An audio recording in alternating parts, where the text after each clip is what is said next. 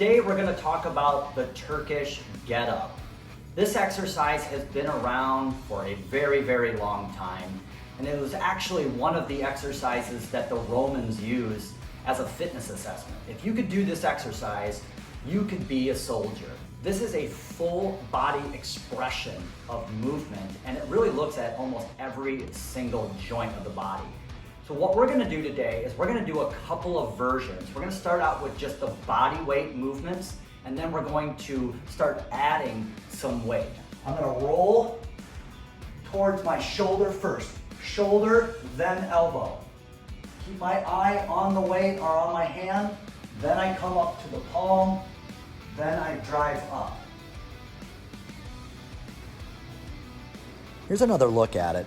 This movement is really about rolling to the shoulder first and then coming up on the elbow and feeling stable there first before you make that transition to the hand.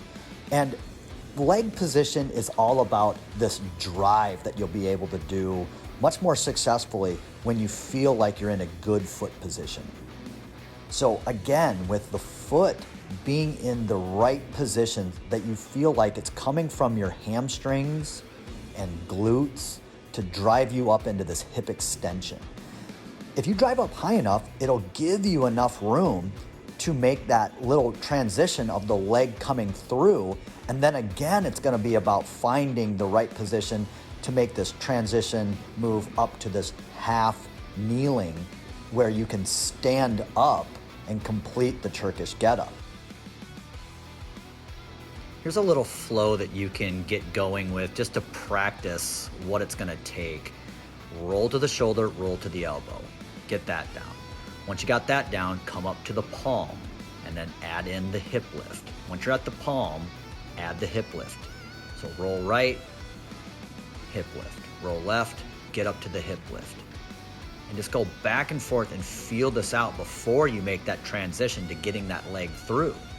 And you'll understand that the higher you get that hip, the easier it is to bring that leg through. That's the crucial thing. You want to be stable in the shoulder so you have enough room to drive up that leg and then bring that leg through.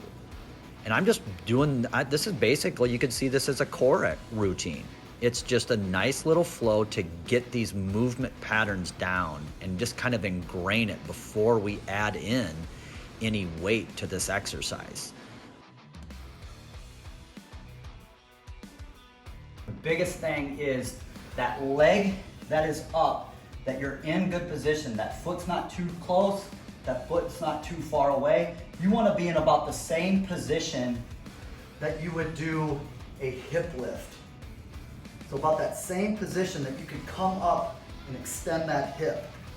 So we're in this, it's absolutely crucial that you get your hip up high enough to get that other leg through. It's gonna look like this. When we're with weight, fetal position, arm on, I can do this to get into position, or I can go all the way up into position. We can also make this a pressing exercise. So I get here, and then I go press from there. Roll to that shoulder. Feel stable. Get to that elbow. Feel stable. Take a breath and brace.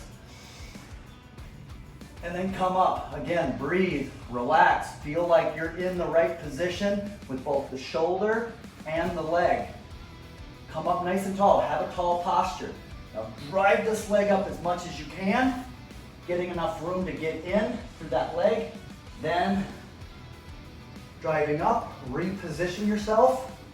Notice how I move that leg just a little bit. I feel stronger here versus out here. And then I can drive up, standing up all the way. And I repeat the process back down. I feel better when I look up at the bell the whole time, allowing enough room. Get that leg coming all the way back down. And that is the Turkish Get Up. Practice, practice, practice. Practice without any weight.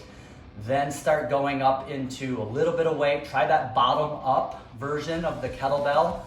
Then finally, grab something of value. You don't need to go all the way on the first day. Just practice these movements. roll to the shoulder, roll to the elbow. Establish that nice firm palm, then come up with a high hip. Get that leg through. Just practice that alone, and then the lunge will happen as you get stronger and stronger.